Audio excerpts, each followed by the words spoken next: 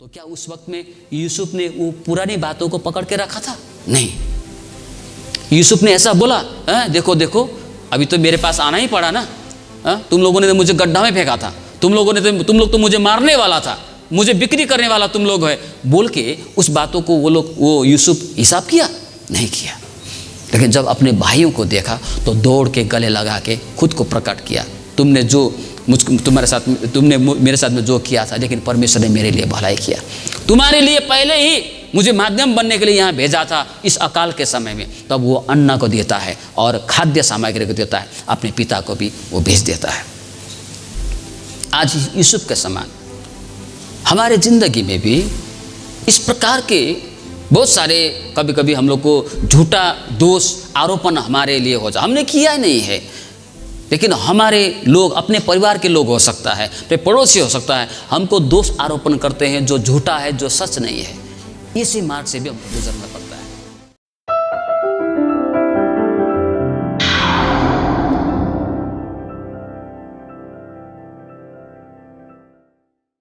सभी को जय मसीह। तो अभी हम लोग परमेश्वर के वचन की ओर जाएंगे। जैसे नया साल में हम लोग प्रवेश कर चुके हैं, अगर हम लोग आज से आप पीछे घूम के देखने से, जब आप पीछे मुड़ के देखते हैं 2022 को, हमारा जीवन जो है ना, हमारा जीवन में और अन्य लोगों के जीवन में, आप गांव समाज में देखिए, अपने जीवन को भी देखिए, बहुत सारे ऐसे उतार चढ़ाव, बहुत सारे परिवर्तन, बहुत सारा फेरबदल आपको दिखाई देगा, है ना। और यहाँ तक कि आज जो 2021 में प्रभु में था, वो आज वो नहीं है। कई लोग प्रभु में सो गए, कई लोग प्रभु से दूर हो गए हैं। तो ये सारे फेरबदल जो है वो हमको दिखाई देता है, हमारे परिवार से लेकर, हमारे गांव समाज से लेकर, हमारे कलीसियाओं के बीच में लेकर, बहुत सारे बातों को हम देख सकते हैं जब हम मुड़ के देखते हैं, है ना। और कई सारी बात ऐसा होता है जब हम मुड़ के देखते हैं, आपके जीवन के जितने भी लोग संपर्क में आए, आपके जीवन के साथ में जितने लोगों का संपर्क हुआ, संबंध हुआ, संपर्क हुआ, उनका साथ में, कई सारे लोगों के साथ में हमारा अच्छा संपर्क रहा, कई लोगों के साथ में हमारा संबंध थोड़ा ठीक नहीं रहा। ऐसा भी हुआ है ना। किसी के साथ में दो बात हो गया है, किसी के पड़ोसी से झगड़ा हो गया है, किसी के साथ में क्या हुआ, कुछ ऐसा मतलब अच्छी बातें भी हुआ है और बुरी बातें भी, जो होनी चाहिए, जो नहीं, दोनों हमारे ज़िंदगी में हम जब घूम के देखने से हमको पता चलेगा। अभी क्या करना है? अभी हम लोग नया साल में प्रवेश कर चुके हैं। एक बात याद रखना है, परमेश्वर ने हमको क्या है, जीत हासिल करने के लिए हमको बुलाया है, हमको आगे बढ़ने के लिए, आगे बढ़कर इनाम पाने के लिए हमको परमेश्वर ने बुलाया है। हालेलुया। हम लोग अगर हारा हुआ, अगर हम लोग गिरा हुआ, हम उसमें पड़े रहते हैं तो परमेश्वर भी दुखित हो जाता है। लेकिन क्या है, जैसे भजनकार कहता है, धर्मी जन 7 बार भी गिरे तो फिर उठ खड़ा होता है, लेकिन दुष्ट उठ खड़ा नहीं हो पाता है। हम लोग गिरते हैं, लेकिन हमें उठ खड़े होने चाहिए और हमें फिर से दौड़ना। अभी दौड़ने वाले बच्चे को देखिए ना, वो गिर जाता है, फिर वो उठता है, फिर दौड़ता है। छोटा सा बच्चा, या तो आप गेम्स में गेम्स जो रनिंग करते हैं उन लोगों को देखिए, वो लोग गिरने से गिरे नहीं रहते, उठ के फिर वो दौड़ने के लिए शुरू करता है। वैसा ही है हम भी, हमारा आत्मिक जीवन भी, हम गिरते हैं लेकिन उठ के हमें निशाने की ओर बढ़ना है ना। तो इसके लिए क्या करना पड़ेगा? ये जो फिलिप्पी का पत्री में 3 अध्याय का 13 पद में इस प्रकार से पौलुस ने बोला है, मैंने पिछले बार भी शायद इस वचन को पढ़ा था। यहाँ पर लिखा है, हे भाइयों, मेरी भावना यह नहीं कि मैं पकड़ चुका हूँ, परंतु केवल यह एक काम करता हूं कि जो बातें पीछे रह गई है उनको भूलकर आगे की बातें की ओर बढ़ता हुआ जाता हूं। ऐसा वो कहता है। पौलुस बोलता है, मैं आगे बढ़ता हूं, मैं आगे बढ़ रहा हूं, मैं आगे बढ़ना चाहता हूं, आगे बढ़ रहा हूं। लेकिन आगे बढ़ने के लिए ऐसे हम नहीं होगा। आपके जिंदगी में वो पिछली जो बातें हैं उनको भूलना पड़ेगा। अगर उनका वो जो बात है ना, आपकी ज़िंदगी में घर कर गया, अपने हृदय में वो सारी बातें, फल्ला ने मुझको ये किया, उसके साथ में वो हुआ, ये हुआ बोल के वो बातें आपके हृदय में अगर पकड़ के रखेगा तो वो आपको एक अंकुशी के समान होगा, आपको बढ़ने नहीं देगा वो। तो उसको भूलना है। आपके जीवन में 2022 में आपने अच्छी बातों को सामना किया, बुरी बातों का सामना किया, आपके फैमिली में, आपके समाज में, आपके पड़ोसी के साथ में, आपके चर्च में, या तो कहीं भी जो काम करने की जगह में हो, किसी भी संबंध में हो, कहीं भी क्षेत्र में हो, अगर इस प्रकार की जो बातें हैं जो आपको त्यागनी चाहिए तो उसको छोड़ना है वहाँ पर, नहीं तो आप आगे नहीं बढ़ पाएंगे। इसलिए पौलुस यहाँ पर बोलता है मैंने नहीं पकड़ा है, मैंने वो इनाम नहीं पाया है, लेकिन उस इनाम को पाने के लिए मैं एक काम करता हूँ, मैं बढ़ता हूँ, मुझे बढ़ना है, मैं बढ़ रहा हूँ, और उसके लिए क्या कर रहा हूँ मैं, वो पीछे जो बातें हैं ना उसको छोड़ दे रहा हूँ मैं। हो गया, उसको पकड़ के रखने से नहीं होगा बोल के ऐसा बोलता है। इसी बात को यशायाह की पुस्तक 43 अध्याय में भी लिखा है। यशायाह 43 का 18 में भी लिखा है, अब बीती हुई घटनाओं का स्मरण मत करो, न प्राचीन काल की बातों पर मन लगाओ। 43:18 में भी यही बात, शायद पौलुस को ये बात पता था, ये यशायाह का पुस्तक उन्होंने पढ़ा था होगा, है ना, तो उसको इसलिए ये पता है कि यहाँ पर ये लिखा है। प्रभु का वचन कह रहा है अगर तुमको आगे बढ़ना है तो क्या करना है, वो बीती हुई बातों को तुझे स्मरण रखने का आवश्यकता नहीं है, अच्छी बात हो चाहे बुरी बात हो। कई सारे लोग अच्छी बातें भी करते हैं, एक बार अच्छी कार्य करता है उसी बात को बार बार दोहरा के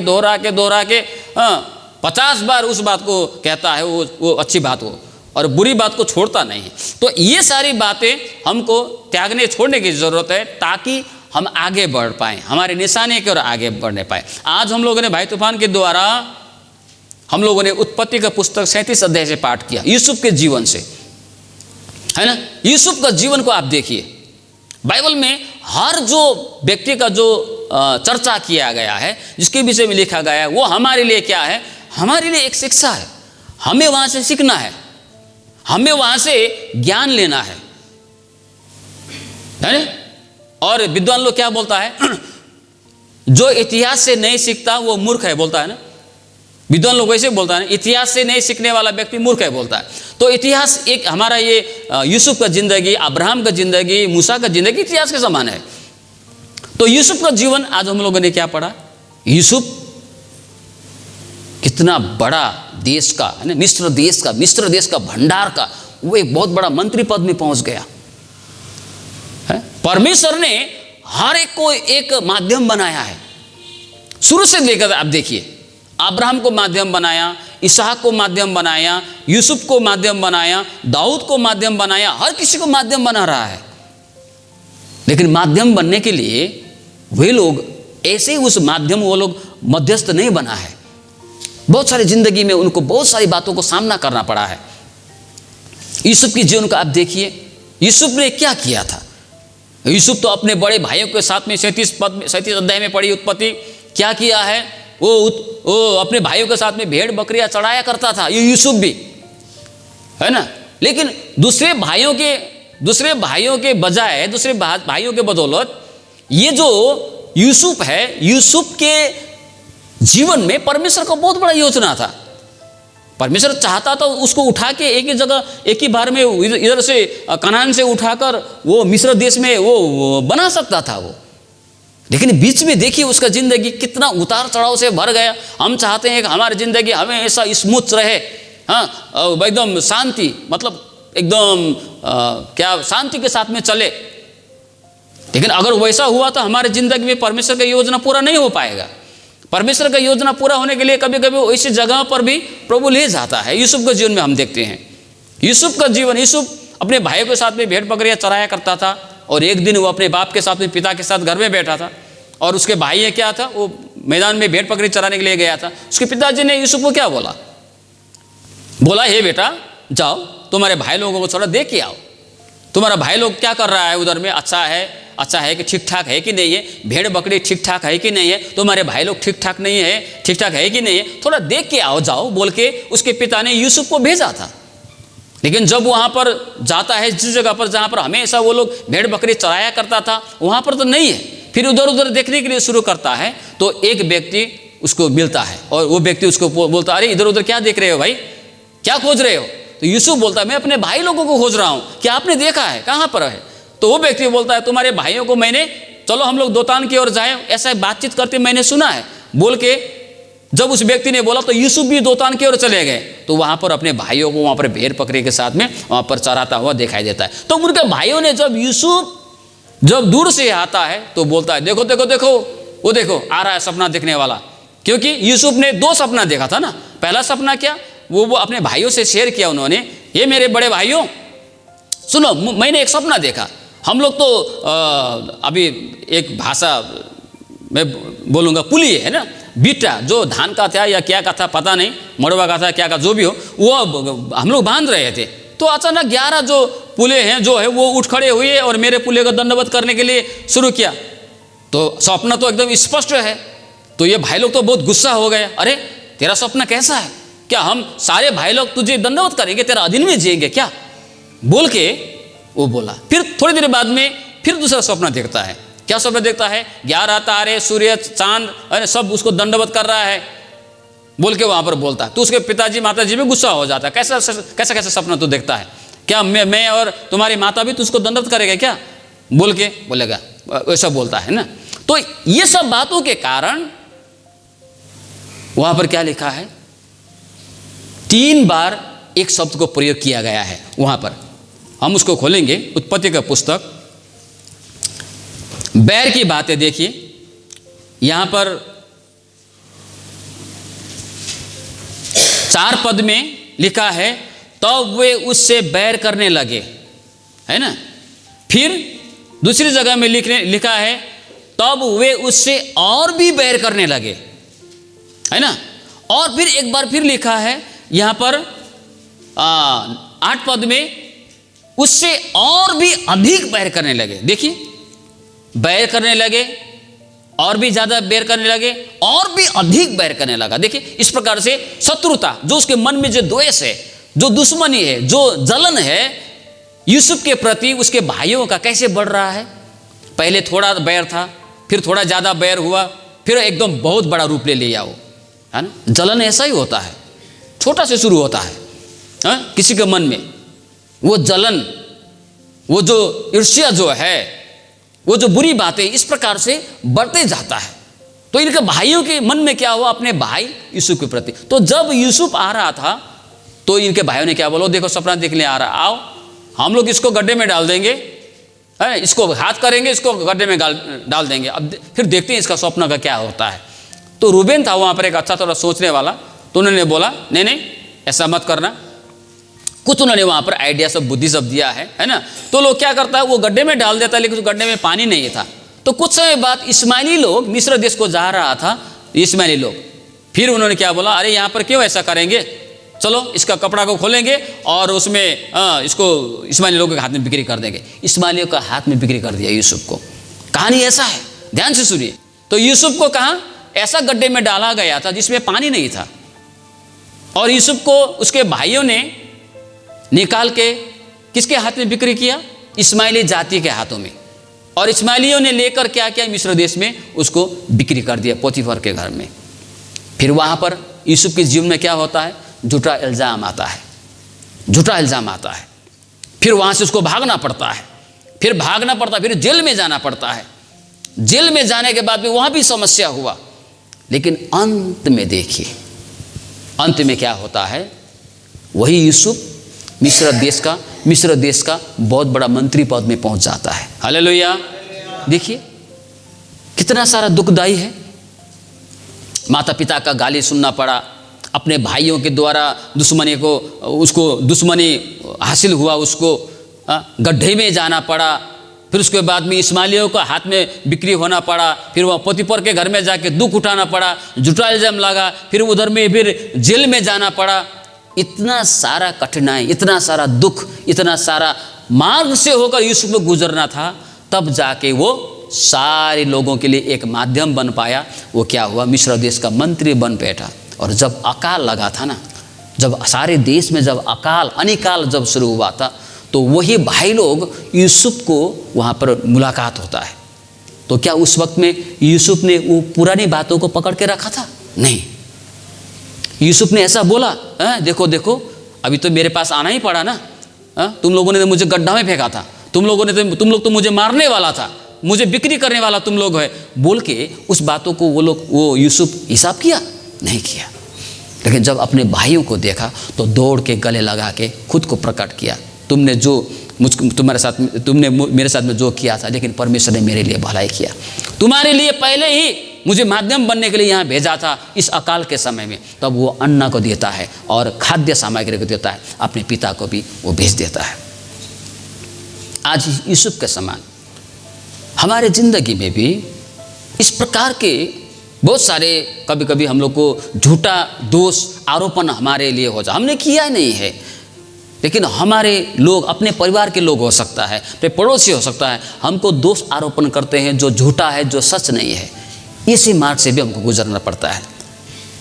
कभी कभी हम गड्ढे की गहराई के समय अपनी ज़िंदगी में हम अनुभव करते हैं। कई सारे हम ऐसा महसूस करते हैं हम लोग चारों तरफ से हम लोग कैद हो गए हैं, कुछ कर नहीं पा रहे हैं, हम बंधे हुए हैं।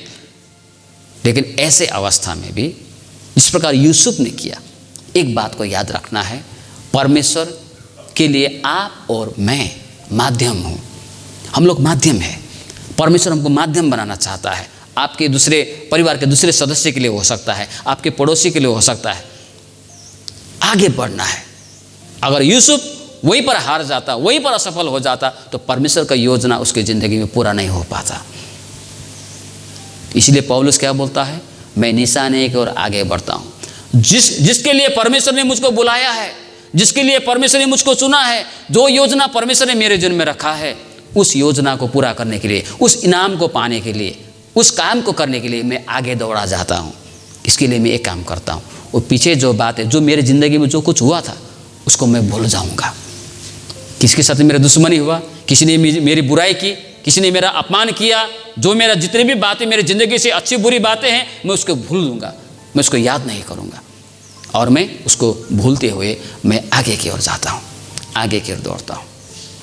ऐसा हमारा भी होना चाहिए, हमें भी ऐसा ही होना चाहिए, ताकि हम क्या है, हम जहाँ पहुँचना है हम पहुँच सके। अगर हम लोग उसी बात को हम लोग पकड़ के रखेंगे, उसी बात को लेके रखेंगे, तो पता है ना, एक कीड़ा होता है, लकड़ी का खाने वाला कीड़ा होता है ना। अभी हमारा घर में एक कीड़ा है, वो कहाँ, वो कौन सा दरवाज़ा में है ना, कहाँ पर है, रात भर वो काटते रहता है, कर्रेट कर्रेट कर्रेट, वो आस्ते आस्ते आस्ते वो खोखला कर देता है वो। तो ये जो चीज़ें जो आपके हृदय में अगर घर करके बैठ गया, आप उसको पाल के रखेंगे, तो वही आपके आत्मिक जीवन को, आपके शरीर को, आपके सारी चीज़ों को बर्बाद कर देगा।